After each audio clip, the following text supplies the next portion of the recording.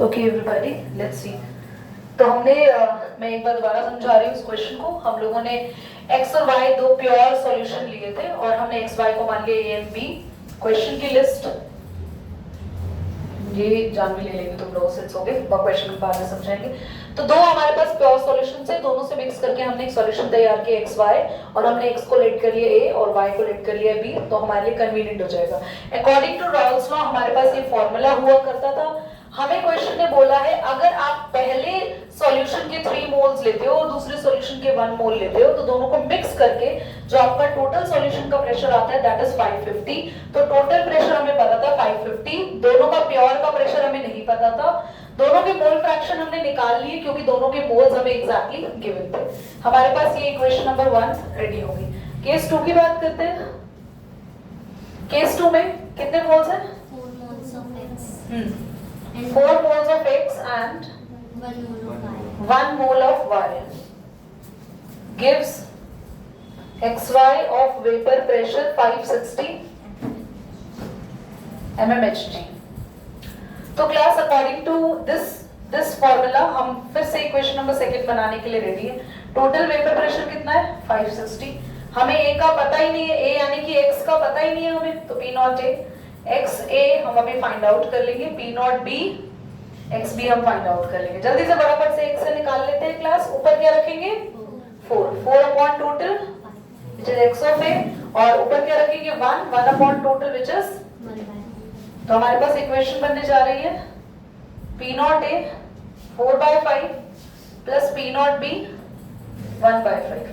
यहां तक किसी भी बच्चे को डाउट है तो बताओ, पक्का समझ में आ रहा है? अच्छे से क्लियरली? बढ़िया। अब दोनों इक्वेशन को और थोड़ा सिंपलीफाई कर लेते हैं। बेटा एलसीएम आएगा कितना? 4 ही आएगा।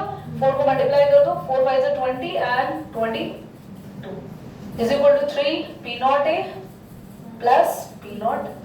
I think I should let it be the first equation, okay? Because we just simplified it more. 5 6 is 30 and 5 5 is 25, 28. 4 आगे लिख देंगे प्लस P naught B। दोनों इक्वेशन को हम लोगों ने सबने क्लास 10th में एलिमिनेशन बहुत बेहतर तरीके से सीखा है, तो हम उससे सॉल्व कर लेंगे। P naught A plus P naught B is equal to 2200 4 P naught A plus P naught B is equal to 2800। Class sign change करेंगे, it's being cancelled out. Can you solve it your own? बोलो फटाफट से, कुछ बचा ही यार। यहाँ आएगा minus का P naught A और यहाँ आएगा माइनस का P naught A is equal to 600 mmHg, and you can put P naught A in any of the equation to get P naught B at your own. Okay, do it fast. Class next question कराएंगे, ध्यान से सुनेंगे। Everybody be very careful. Class you have 2 solutions right now. There are 2 solutions A and B. There are 2 solutions A and B. Have boiling points. 145 degree and 190 degree respectively. There are 2 solutions A and B, have boiling point. 2 solutions A and B have boiling point 145 degree Celsius and 190 degree Celsius. We have boiling points. Which solution will have more vapor pressure? Write down. Which solution will have more vapor pressure at 80 degrees Celsius? At 80 degrees Celsius. Okay. Ready to listen everybody? Now, the question is saying आपके पास 2 solutions हैं और दोनों ही solutions के boiling point आपको given है। एक solution का boiling point है 145 डिग्री और एक का है 190 डिग्री। दोनों में से किसके ज्यादा वेपर बनेंगे या ज्यादा वेपर प्रेशर होगा at 80 degree Celsius? Any guesses? A और बी? 80 पे कैसे फाइंड आउट करेंगे? मतलब तुम्हें क्वेश्चन समझने में दिक्कत आ रही है? अगर आ रही है तो आप कॉन्सेप्ट नहीं समझे, इसका मतलब वेपर प्रेशर का ए होगा। थोड़ा सा मुझे आइडिया देगी क्यों होगा ये?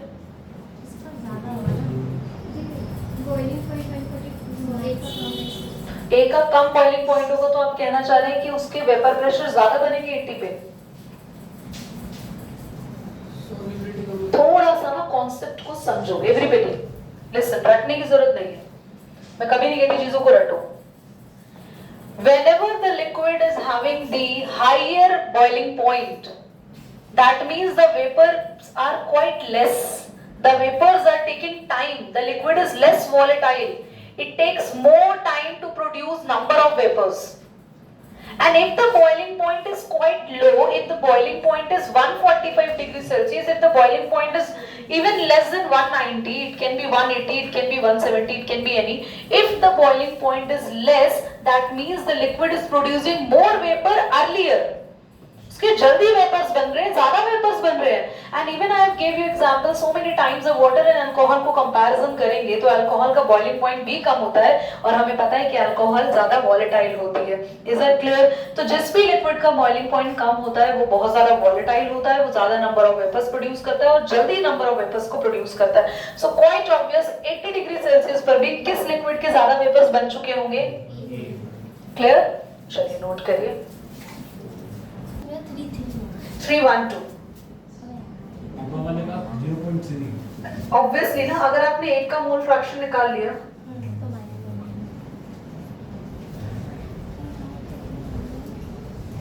ठीक है, एक बार देखो इस क्वेश्चन में हमने किया क्या, सबको समझ तो आ ही गया होगा, ऑलरेडी क्वेश्चन में समझा दिया था बिकॉज़ ये स्टार्ट अभी किया वीडियो तो जानवी के लिए एक बार रिकॉर्ड किया है।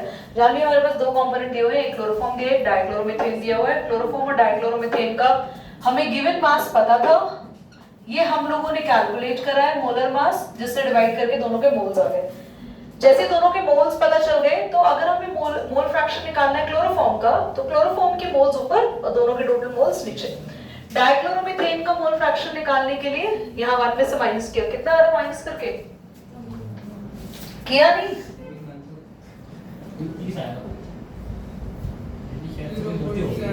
कहाँ पे?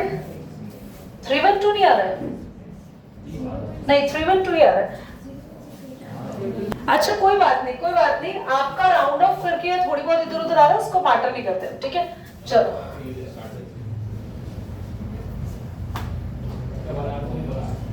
0.688 मोल फ्रैक्शन रेडी। अब हमें फाइंड आउट क्या करना था, जल्दी बोलो। टोटल तो P not of A plus P not of B। What is the total pressure? Pure का प्रेशर बताएं। 200 और मोल फ्रैक्शन कितना आया फर्स्ट का?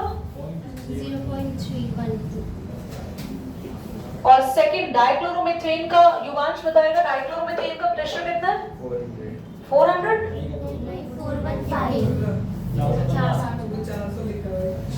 उसने गलत लिख लिया होगा बट वैल्यू ये है बेटा, kindly make it correct.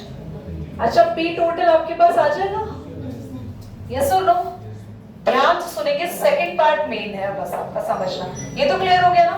Second part में इसने बोला है mole fraction in vapour phase. बेटा पूरी क्लास को बहुत ध्यान से समझना है, ये एक ऐसी चीज है जिसका आपके पास जिक्र एनसीईआरटी में होता है बट बहुत ही थोड़ा सा, बहुत ही लिमिटेड जिक्र होता है। इस पे न्यूमेरिकल आते हैं, इस पे एमसीक्यूज आते हैं और एंट्रेंस एग्जाम में भी क्वेश्चन आते हैं। ये एक नॉर्मल वेपर प्रेशर नहीं है, आपको नॉर्मल मोल फ्रैक्शन नहीं है। नॉर्मल मोल फ्रैक्शन क्या होता है? अगर हमें डाइक्लोरोमीथेन का निकालना था नॉर्मल मोल फ्रैक्शन या क्लोरोफॉर्म का निकालना था तो क्लोरोफॉर्म का मोल फ्रैक्शन निकाल तो चुके हैं।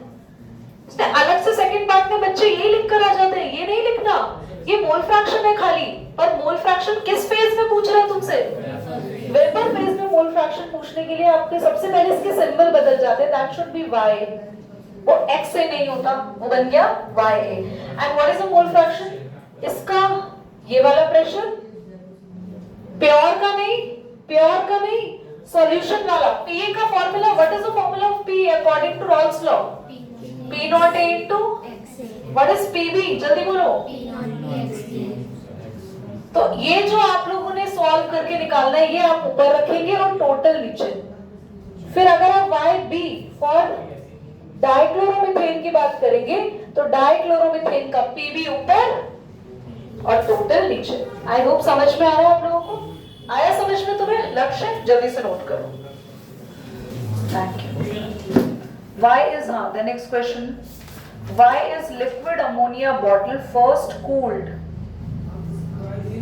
Why is liquid ammonia bottle first cooled in ice before opening it?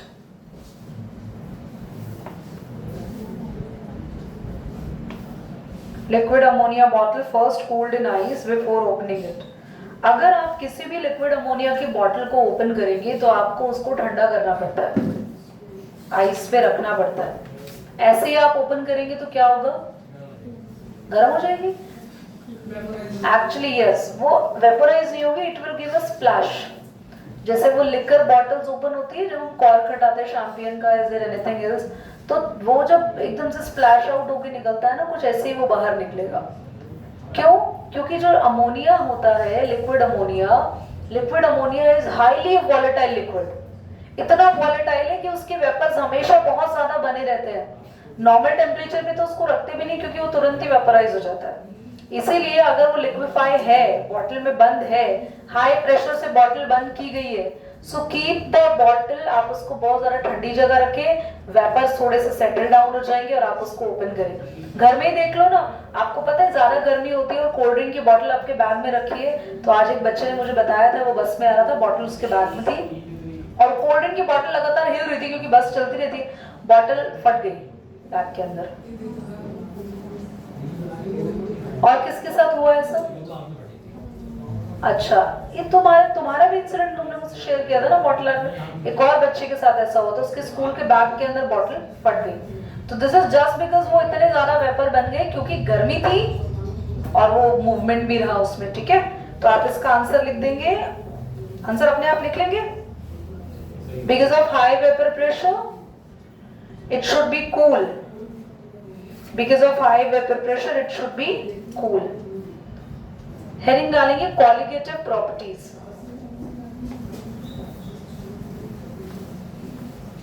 Heading डालेंगे colligative properties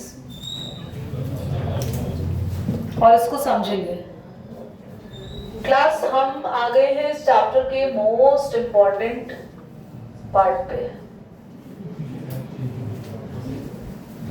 first of all the question will surely come in your exam, colligative property से आता है। और सेकेंड कि ये आपके चैप्टर का मोस्ट इंपॉर्टेंट पार्ट भी है, एंट्रेंस के बेसिस पर भी और वैसे भी।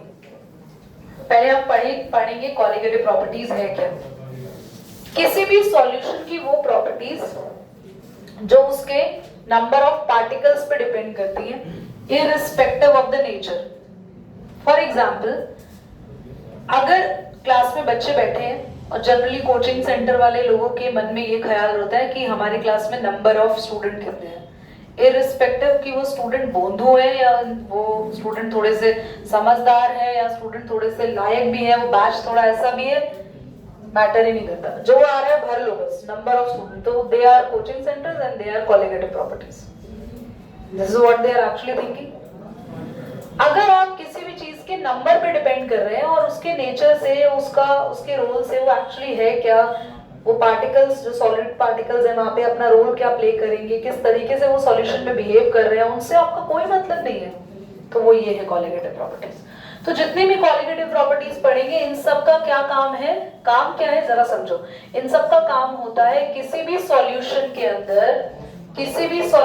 अंदर कितना सॉल्यूट आपने डाला, उस सॉल्यूट का मोलर मास कैलकुलेट करने का काम होता है।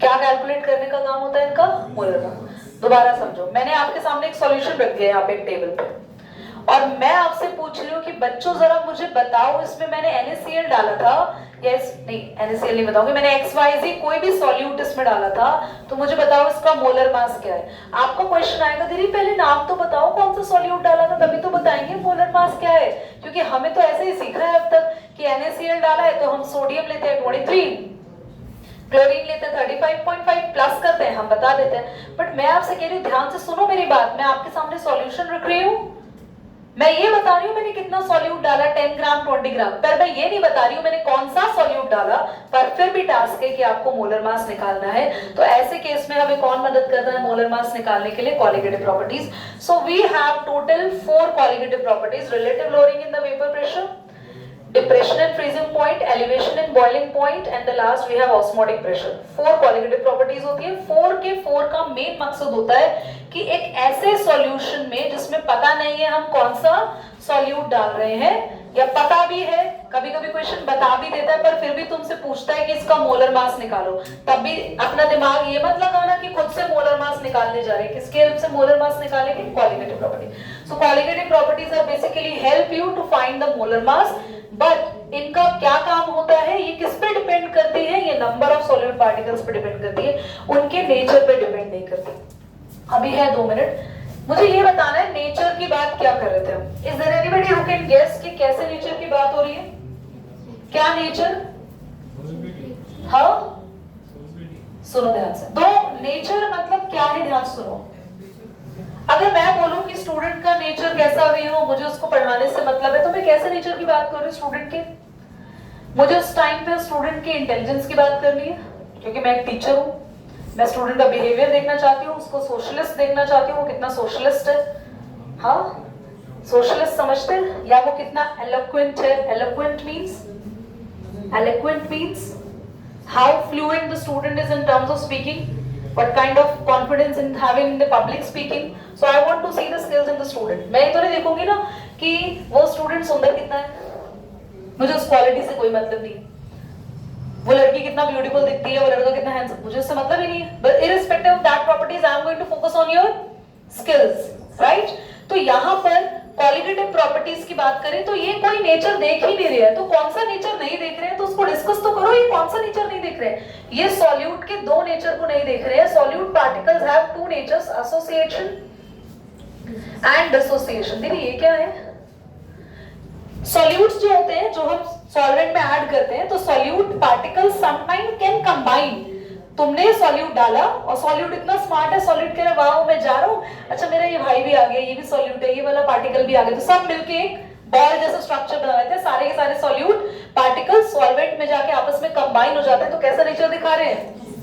कभी कभार तुमने सॉल्यूट डाला और वो सॉल्यूट डालने के बाद इतनी हवाबाजी में आ जाता है कि वो अपने आप को तोड़ लेता है और छोटे छोटे पार्टिकल्स में कन्वर्ट हो जाता है। तो कौन सा नेचर हुआ? इन 2 नेचर से इनका कोई मतलब नहीं है। किसका? क्वालिटेटिव प्रॉपर्टीज का। तो क्वालिटेटिव प्रॉपर्टीज सिर्फ किस पे डिपेंड करती है, जल्दी मुझे बताओ। क्वालिटेटिव प्रॉपर्टीज किस पे डिपेंड करती है सबाहत? नहीं, क्वालिटेटिव प्रॉपर्टीज किस पे डिपेंड करती है कृष्णा? जल्दी बोलो। स्टार्टिंग हमने कहां से की थी? इनका मतलब क्या है, ये किस पे डिपेंड करती है? नंबर ऑफ पार्टिकल्स पे। बेटा कहां सोए हुए हो सारे? सो क्वालिटेटिव प्रॉपर्टीज का मेन मकसद क्या है, हम कितने नंबर ऑफ पार्टिकल्स डाल रहे हैं। नंबर ऑफ किसके पार्टिकल्स? सॉल्यूट के पार्टिकल्स। और इनका काम क्या होता है? मोलर मास फाइंड आउट करना। क्वालिटेटिव प्रॉपर्टीज किस पे डिपेंड करती है? नंबर ऑफ पार्टिकल्स पे। काम क्या होता है?